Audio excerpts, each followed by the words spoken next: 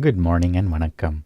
In this video, we're going to be reading from Dancing with Shiva, Hinduism's contemporary catechism written by Sadhguru Sivaya Subramania Swami, a richly illustrated sourcebook of Indian spirituality in question and answer form, exploring how to know the divine, honor all creation, and see God everywhere, in everyone.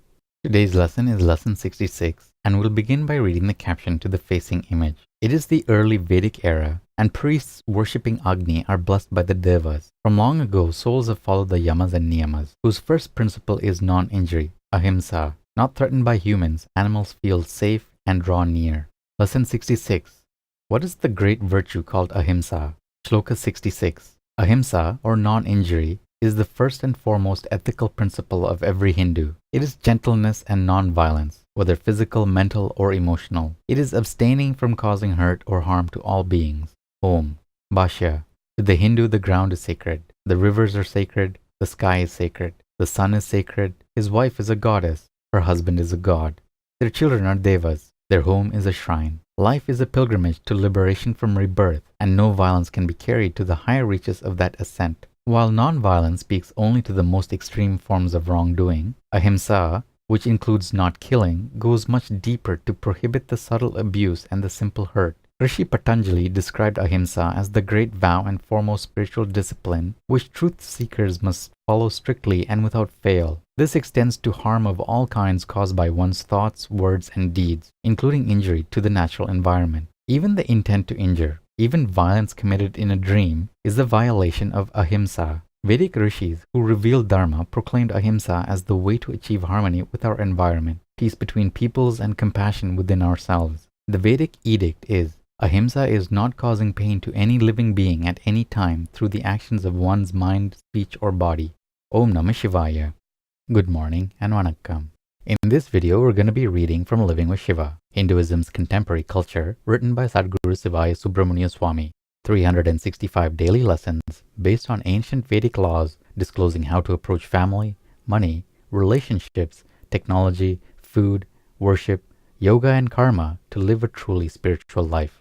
Today's lesson is lesson 66, and the topic is astral magnetism. The force of kundalini flows as a river through men and women. Sexual intercourse gives that river an outlet, creates a channel, a psychic-astral tube between the muladhara chakras. After the first intercourse, awareness is turned outward into the external world, and the man or woman is more vulnerable to the forces of desire. The ramification of the intellect can now be experienced more than ever before. If the force is contained within the marriage covenant, with blessings from the Devaloka and Sivaloka, rays similar to the astral tube established between the couple are established between each of them through the higher chakras with the Mahadevas and their devas. A holy state of matrimony has been entered into. Dancing with Shiva, Hinduism's contemporary catechism states, when a young virgin man and woman marry and share physical intimacy with each other, their union is very strong and their marriage stable. This is due to the subtle psychic forces of the human nerve system. Their psychic forces, or nadis, grow together, and they form a one body and a one mind. This is the truest marriage and the strongest, seldom ending in separation or divorce. Conversely, if the man or woman has had intercourse before the marriage, the emotional psychic closeness of the marriage will suffer, and this in proportion to the extent of promiscuity. The higher rays and lower astral psychic tubes that are created between husband and wife can contain the forces of desire within them. They also control the instinctive curiosities of the intellect, allowing its full power to manifest and create a productive and abundant life for the family, which is continuity and consistency. A life of dharma can be lived. The release of the sacred seed into the woman during sexual intercourse establishes, through the first chakra, a connecting psychic astral tube which can be clearly seen on the astral plane. It is through the psychic tube that desires, feelings, and even telepathic messages can be passed from one to another. This connecting tube is generally about 6 inches in diameter. Nowadays, because of promiscuity, masses of people are connected one to another in this way. A great bed of astral matter envelops them as they go from one partner to another. This causes the forces of intense fear to persist. From an inner perspective,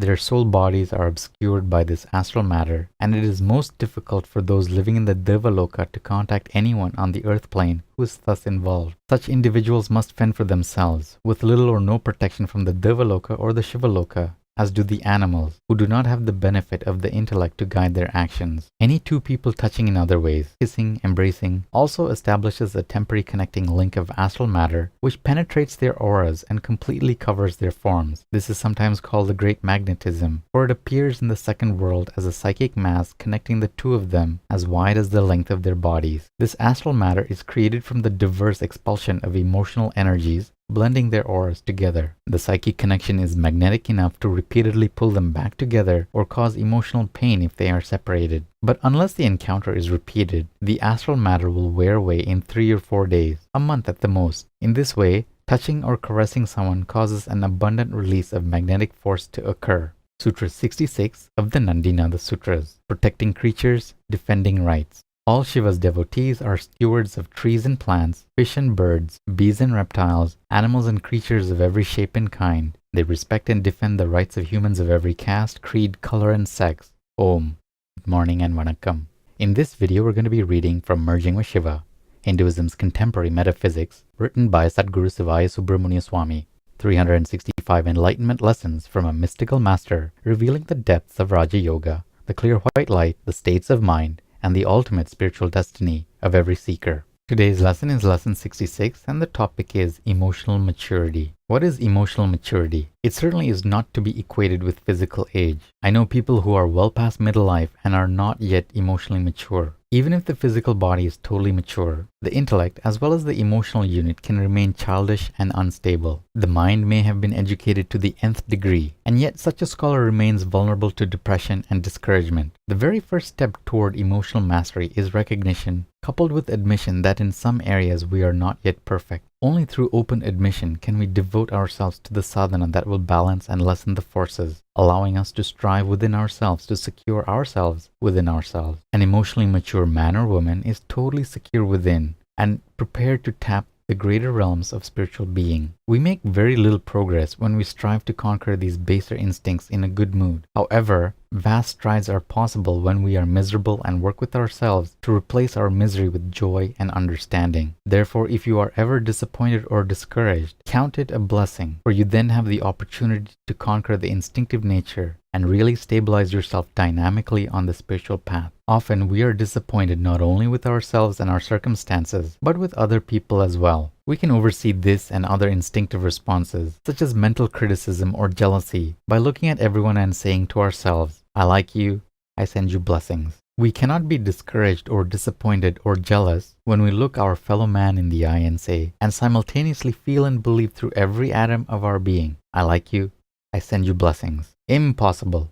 Love overcomes all instinctive barriers between people. There may be certain people or a certain person to whom you can say I like you, but for whom this is hard to believe in your heart. If you look deeper into them, you may find they are emotionally immature, a 12-year-old emotional body walking around in a 35-year-old physical body. Are you going to dislike a person for that? No, of course not. You're going to understand him or her. I've seen people with 22-year-old bodies with the wisdom of an 80-year-old and the emotional stability of a 40-year-old. I've seen people walking around in a 60-year-old body with the 12-year-old emotional body. By learning to understand, we cease to be a personality leaning upon our fellow man and falling into disappointment when he lets us down. No, we must lean on no one but ourselves, our own spine, and not be the reactionary victims of the ups and downs of the world around us or the people around us. Then we will gain our freedom from the instinctive forces we were born into and attain sufficient emotional maturity to love and bless the world no matter what our circumstances may be. And that's that for today's lesson. Take care of yourselves, have a beautiful day, and we'll see you in the next video. Om Namah Shivaya.